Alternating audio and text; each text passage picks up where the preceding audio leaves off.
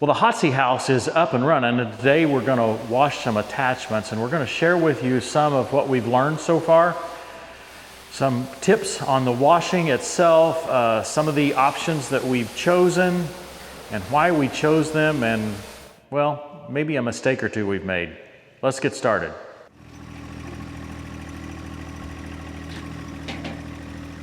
We recognized we had a lot of deferred maintenance, or at least deferred washing, when we brought all these attachments in.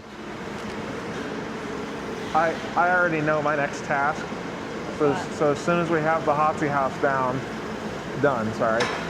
my job will be to go through and find everything we put away dirty, take it off, blow it off, let it dry, and then put it back up there. Or potentially we could let it dry in here, but we pledged right then and there that that was going to be one of the first things we tackled, was getting some of these attachments cleaned up. Well, yep, we're on it today. We used to wash outside, and there was a lot of challenges with that. Number one, we were doing it in the grass because that's where the water was, and it was going to be hard for us to get water somewhere where we could be even in the rocks. But then when we were planning this new building, we decided that we wanted to wash inside. It would be a lot better. We'd be able to wash in the winter. That's probably the biggest issue right there. Was we do a lot of stuff actually in the winter, and we really didn't have much opportunity to wash. If we did, it'd have to be just a perfect day, get everything out, put it up afterwards to keep it from freezing.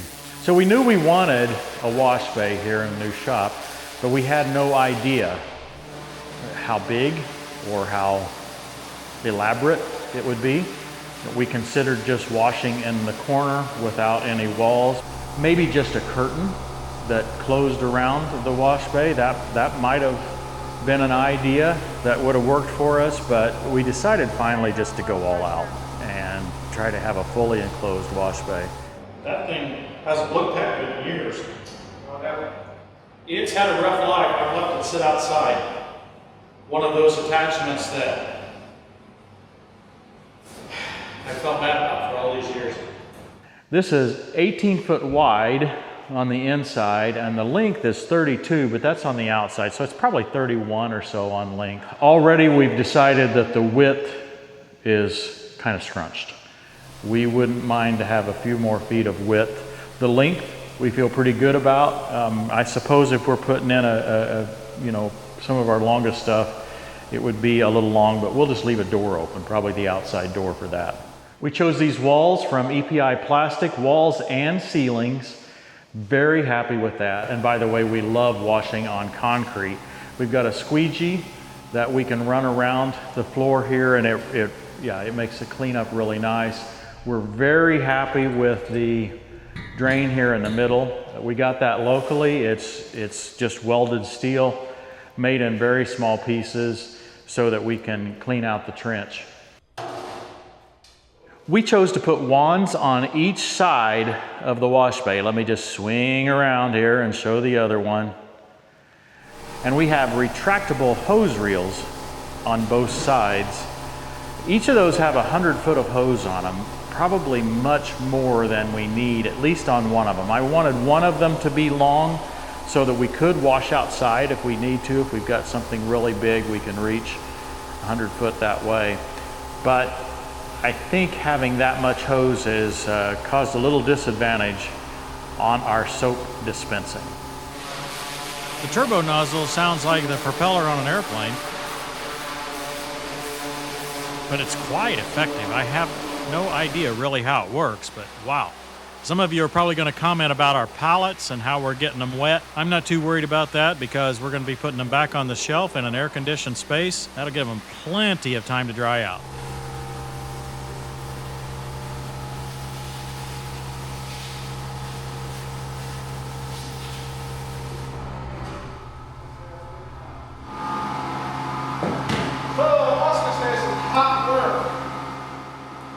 Well, yeah, I didn't put on that suit the other day. I just got wet. Suppose next time I'll just bring swim trunks and go. There's several ways to handle the soap, and we may try more ways eventually, just for practice, I guess, to kind of see what works best for us. But right now we are using buckets of soap up here. I'm on the second level and we're running them through the pump. The soap can be turned on and off from the floor. The volume adjustment is right up here. I'm going to turn it down.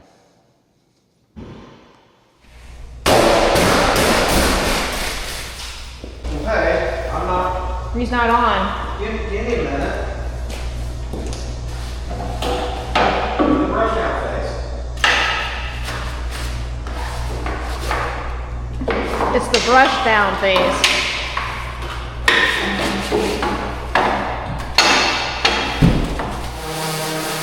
Turbo time!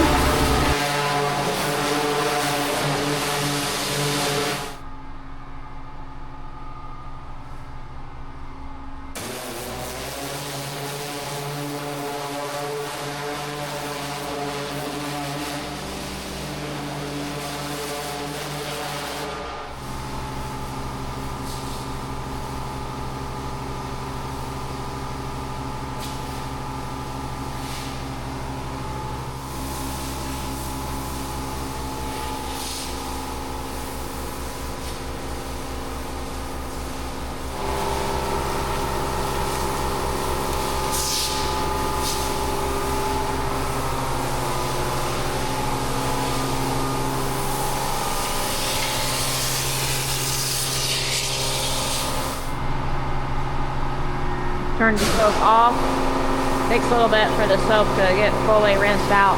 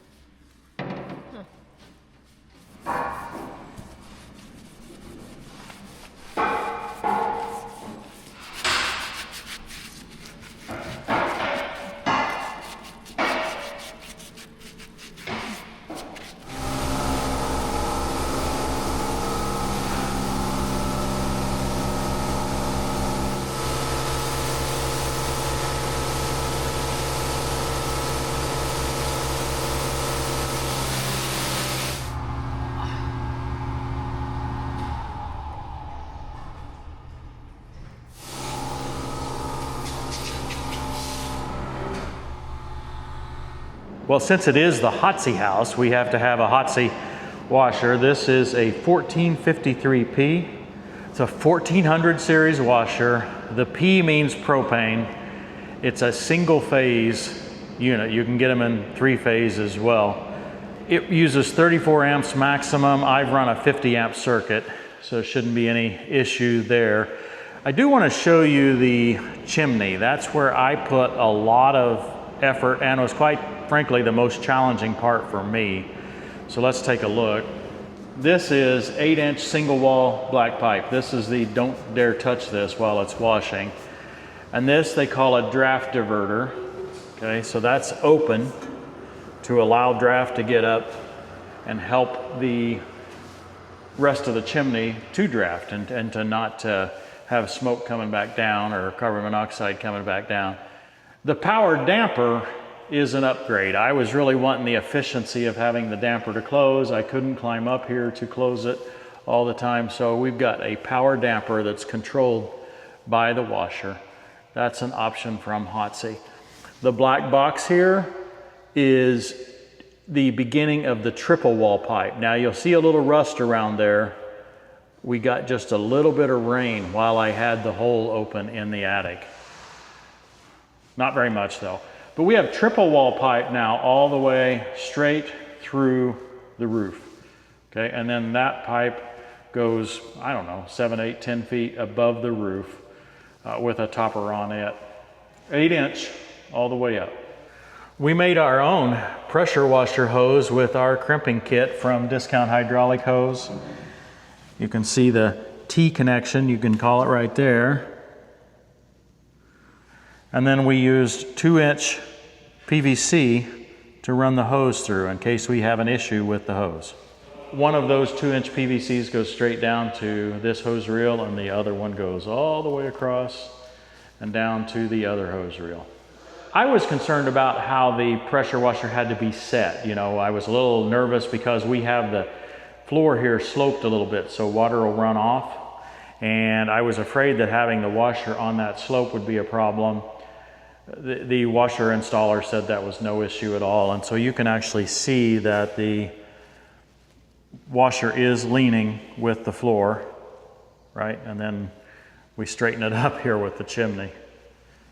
It couldn't have a whole lot of slope though, because there's a tub in there. The water fills the tub, and then the pump sucks out of that tub. That keeps a consistent flow, and it also means that there's no pressure from the faucet that's feeding the actual pump.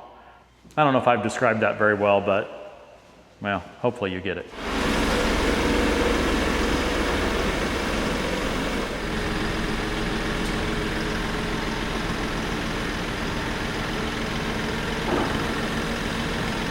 This looks a lot better.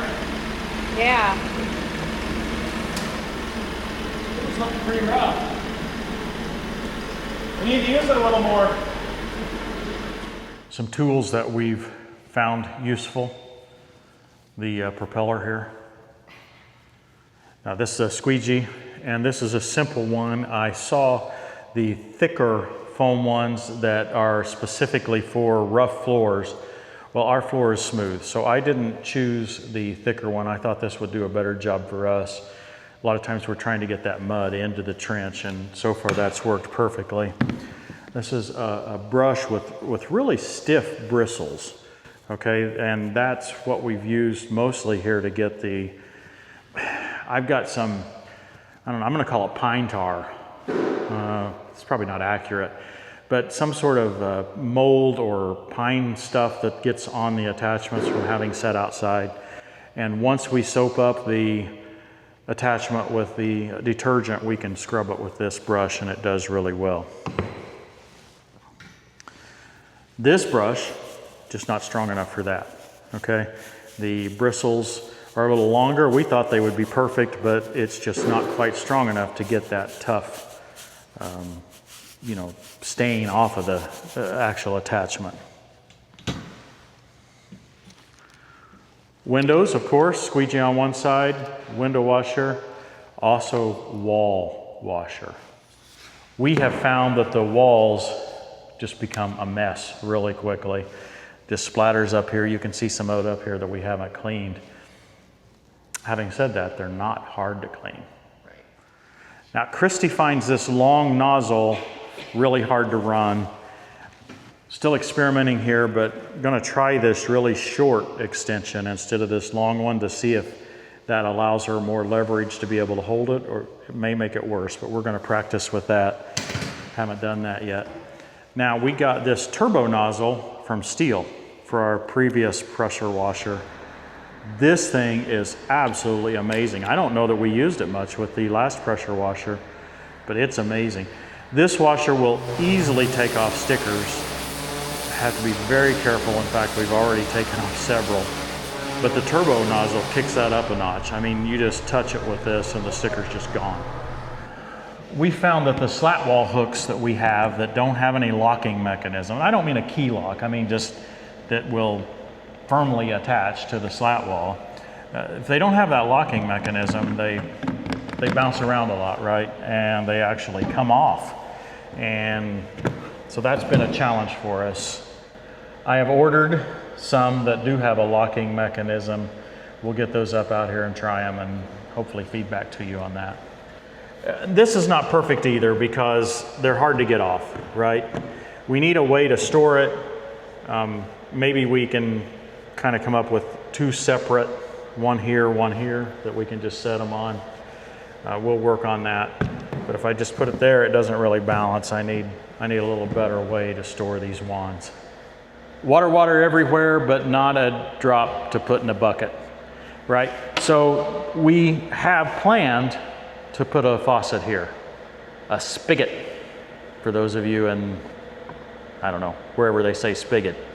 But we just don't have it here yet. We've got a 1 inch, so the reason we don't have it is because we have to adapt down to 3/4. But it would have been really helpful for our initial washing if we could put some water in there and do maybe a little hand soap and do some scrubbing on the side. But we'll get to that.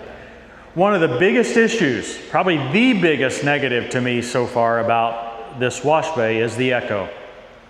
And I'm speaking a little louder just to see if you can hear the echo. Obviously I have the mic right here. Tell you what, I will hand the mic to Christy and then you can hear that echo from a little bit of a distance. Now can you hear the echo? The mic is probably 10 feet from me. It's actually close to where the camera is. With my poor hearing, it makes it very challenging for me to understand what someone's saying. It's hard to understand. Makes me really glad that we made the effort in the rest of the shop to put that perforated steel. I think that's helped a lot. We didn't have that option here, right? So the echo is worse than what we'd expect. A side effect of that echo is the volume level of the pressure washer, especially with the turbo nozzle. It echoes a lot and it makes it very loud in here. You really need hearing protection to do washing in here. So that's something I didn't expect. Now typically with one of these Hotseys, you have the controls right on the machine because the machine is at ground level. If you don't have access to it, like in our case, this is an option you can get. It's a very simple control box, at least for the user. Inside it's not quite as simple. There's more wiring than you would expect. This turns on the washer, this turns on the heat, see the fire, and this turns on the detergent. So it's simple enough. You just switch each of those up or turn on and off the detergent. I mentioned the detergent disadvantage of the long hose. Yeah, if we had a shorter hose for the one that's dispensing the detergent, it would be better.